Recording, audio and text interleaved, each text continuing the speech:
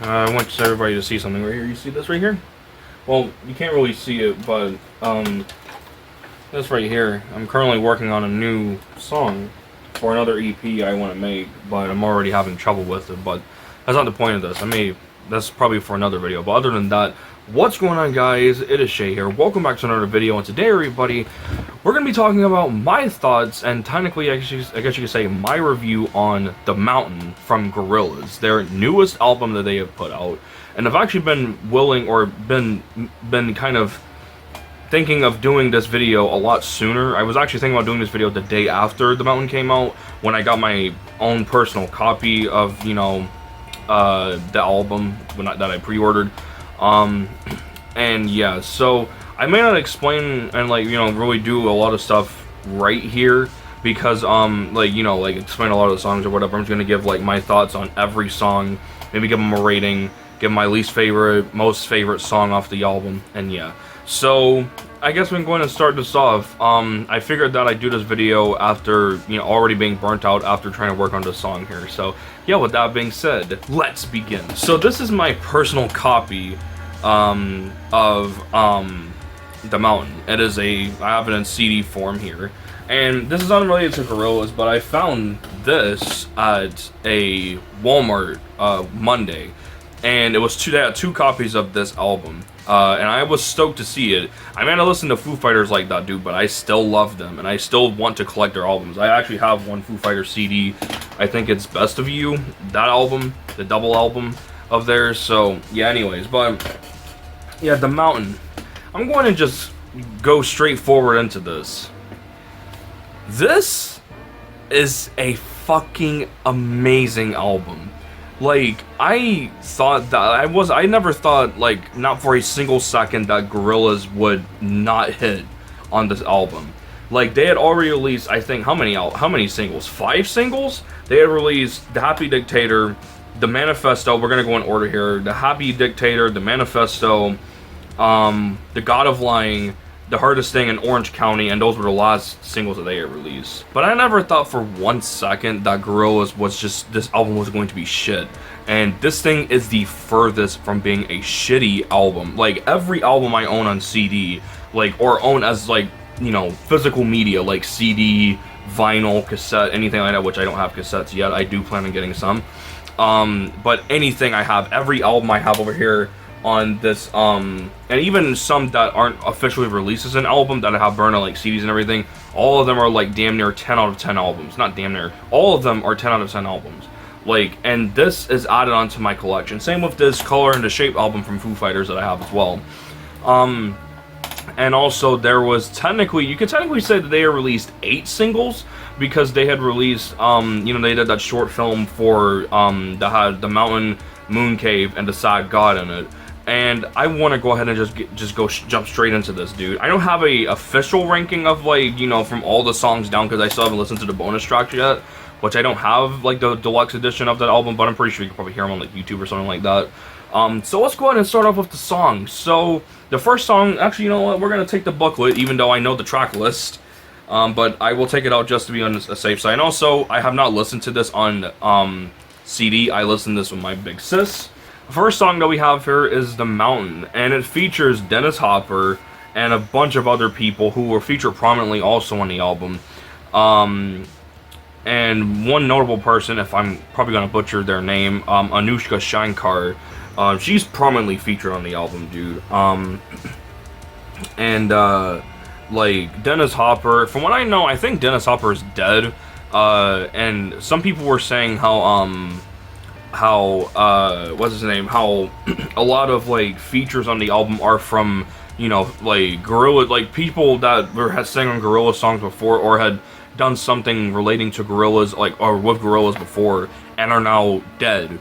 Like Dennis Hopper, for example. You'll have Bobby Womack, you have Tony Allen, who else do we have here? And Mark E. Smith, you have him, you have so many other people. Yeah, a lot of those people are now dead, sadly. I think Bobby Womack passed away, I think, a few years after Plastic Beach it came out. If anybody does not know who he is, he was featured on Plastic Beach and on The Fall. And Dennis Hopper was on Demon Days, specifically on the track Fire Coming Out of the Monkey's Head. And Tony Allen was on the deluxe version of Song Machine with How Far, with I think Skepta, I think is how you say his name. I don't know. But The Mountain is actually a really good opener for the album. The Mountain, I don't know, man. It's something about, what is that instrument? It's not a flute that is played. It's a traditional Indian instrument, I think is what it is. I don't know the name of it though. But you hear that in the intro, and then you hear a little bit of Dennis Hopper, I think, getting close to the end of the song, which is really fucking cool. Like, The Mountain, like, the title track on its own is an amazing opener for the album, so, yeah. The next song that we have here is The Moon Cave. Now, when I first heard this song, because when The Mountain actually released on February the 27th, which is the day that the album came out, which is literally only a few days ago, it came out last Friday, like... fun fact, I should also point out, I was listening to that album drunk, by the way, because I was, drinking and all that kind of shit, so I was listening to the album drunk, but I could still just take in all the songs so beautifully, because a lot of those songs I haven't heard, but I think, a majority of the album I had heard, or some of the album I had heard already. But The Moon Cave, it easily just gives, like, Plastic Beach vibes automatically. I mean, not because Bobby Womack is up here, because, I mean, he only speaks up here, I think. I don't think he sings. And then you have, I think the rapper's name is Black Thought, I think it's his name. And he does some really good rapping on the track. Like, this is easily one of my favorite songs off of the album, because I heard it when I first looked at the short film that, Jamie and Damon had made for the album. But yeah, amazing song, man. The next song is The Happy Dictator, which is the first single from the album. And if I had to say... probably my least favorite song off the album. Like, I'm not saying it's like a shitty song or anything. I'm saying that the song is really good, but it's not my favorite. It was that way when the song first came out. I mean, don't get me wrong. It was mainly because it was the first song from Gorillaz that Gorillaz ever made in about a good, because it came out in I think it came out. When the fuck did it come out? Late 2025, I think. Or mid-2020, I think it was like late 2025, I think. It had to have been. Or it may have been this year, I don't fucking know, man. But yeah, The Happy Dictator, it wasn't really my favorite when I first heard it, but it had instant, I don't know. It had like, instant vibes from like, I don't know, Song Machine maybe? That's what it kind of gave me. But out of any of the singles that Gorillaz had released for The Mountain, The Happy Dictator was probably my least favorite out of any of them. Oh my god, out of any of them, that was my least favorite, because like it kind of is like evokes a sense of, I guess, safety. I guess like with the whole lyrics of like no more bad news so you can sleep well, like that kind of thing. Even though I know what the song is actually about, it's about a dictator apparently who wanted all sorts of bad news to go away, so that way he can tell good news and everything like that. So the next song that we have here is The Hardest Thing. Now, this is technically like an interlude to the next song, which is going to be Orange County. And this song is alright. I mean, it's more of an interlude more than anything, and it features Tony Allen, who was also on the deluxe version of Song Machine. And the next song is, of course, technically, I guess you could say, the part 2 to The Hardest Thing, which is Orange County.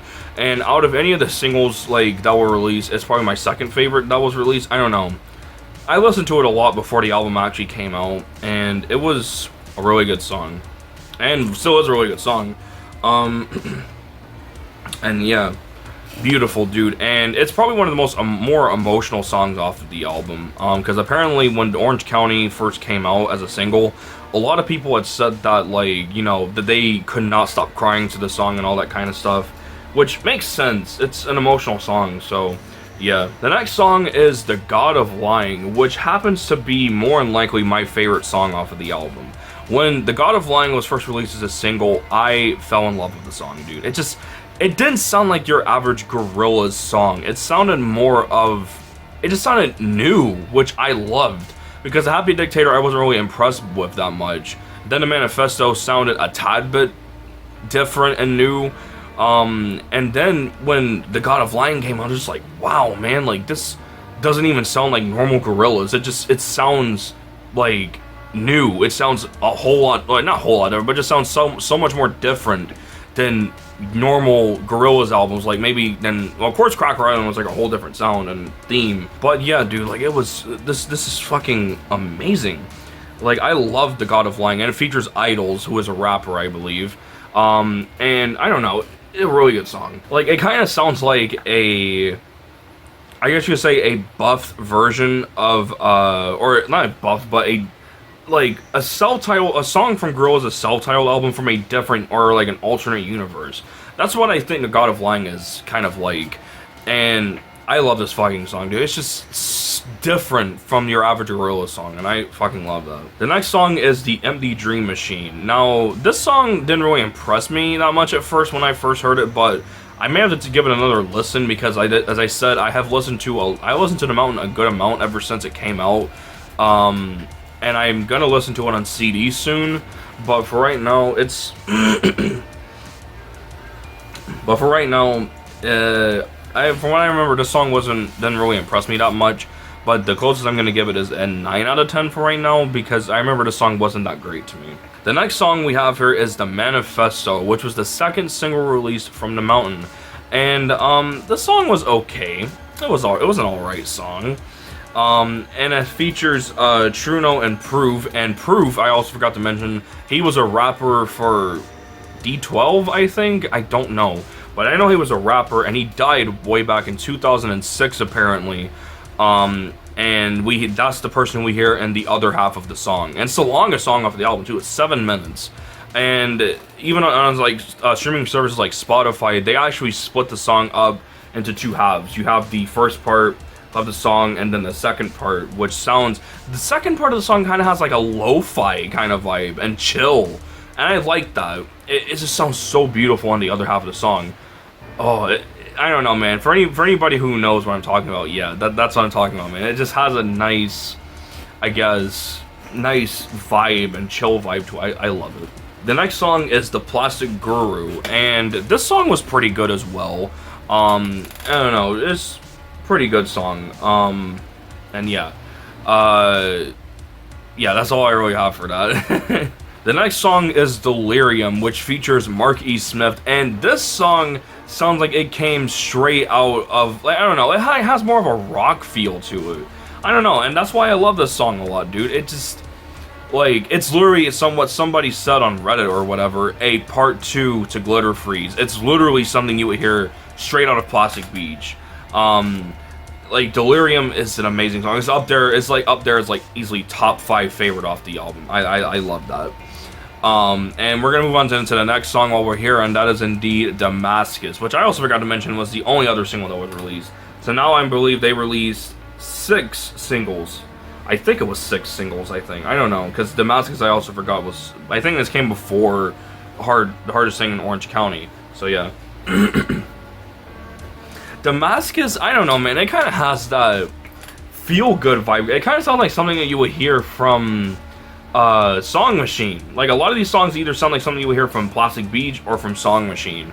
That's what a lot of these songs up here kind of sound like they come from. And I don't know, man, like, it sounds good. It's not really my favorite, but it kind of feels like a part 2 maybe to, like, The Manifesto in a way, because of how upbeat it is and all that. Like, I don't know, it's a song that gets you moving, you know? It's a song that gets you kind of, like, you know, kind of rocking out in a way. It's really good. I like it. The next song is The Shadowy Light. This song was also really good. As I said, I'm only going to call these songs really good only because I haven't really heard them like that, but I really wanted to make my review on it because, you know, I've heard the songs at least one time and I knew that these songs were really good. So, yeah, The Shadowy Light was a really good song as well, just like with every song on the album. And the next song we have here is Casablanca.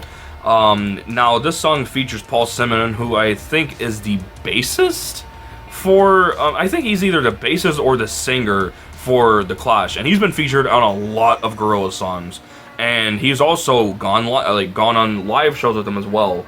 So he's been working with Gorillaz for like years. With Casablanca, I've heard that a lot of people say apparently this song is not well liked by a lot of people, and I think it's a really chill track. I like it a lot. It's a really chill track for the album. Kind of gives the album a chance to breathe for a little bit. And yeah, it's a really good song, nice little chill vibe. Kind of feels like you're floating a little bit in a way when you hear the song, like just kind of just floating like aimlessly. That's what it kind of sounds like, or kind of has the vibe of. And the next song we have here is "The Sweet Prince." This song was okay. It was an alright song from what I remember. And the last song we have here is "The Sad God." Now this song was also, I remember, easily put up as like top 5 favorite from Gorillaz. This was an amazing song, dude. Amazing closer, and it's literally a part 2 to the title track because they have the same instrumental kind of thing going on. But it's also a sad song as well. I would say it's kind of a sad song. And in the context of like the short film or the music video that was made for the Mountain, it's even sadder to know that, you know, in the context of the music video, it's just even sadder. But yeah, dude, every single song up here, all 15 songs off of the main album, all 10 out of 10, dude. Like, when the album ended, I remember the only words I had for the album were, "That was beautiful." Like, even in my drunken state, dude, all I had to say was, "That was beautiful." Like, and I meant it, dude. The album is fucking amazing. And there's apparently a dedication thing here, which is like right here, and I'll read that off. And it says, "The Mountain is dedicated in loving memory to Keith Albarn, Tony Hewlett, and Amo." And if anybody does not know who Keith Albarn and Tony Hewlett is, they are the fathers of of Damon and Jamie, respectively. And it says, and also dedicated to Lou Reed, Ibrahim Ferrer, Dennis Hopper, Proof, Mark E. Smith, Tony Allen, Bobby Womack, Dave, I don't want to pronounce that last name, I'm gonna butcher it, Ike Turner, Terry Hall, MF Doom, and Craig Duffy.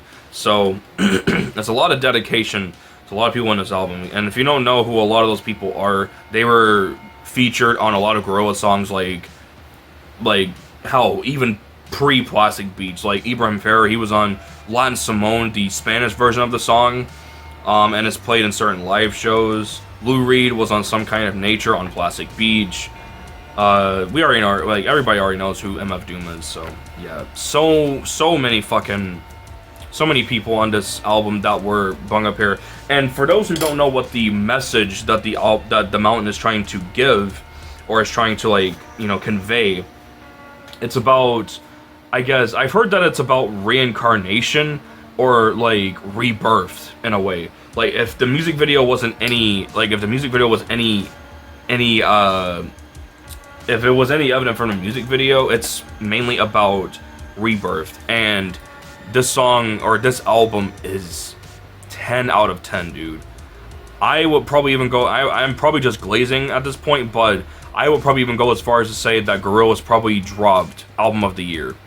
That's how good this album is to me. Probably because Gorillaz is like my all-time favorite band. But yeah, dude, amazing album. Love it. So with that being said, my time for my recording is almost out, and it's good thing too, because I am pretty much done. So yeah, that pretty much does it for this video. Let me know what everybody who stops by thinks about the Mountain. And I am going to be really excited to see if anybody does actually comment their thoughts on the album and everything. So yeah, with that being said, I'll see you guys next time. Bye, guys.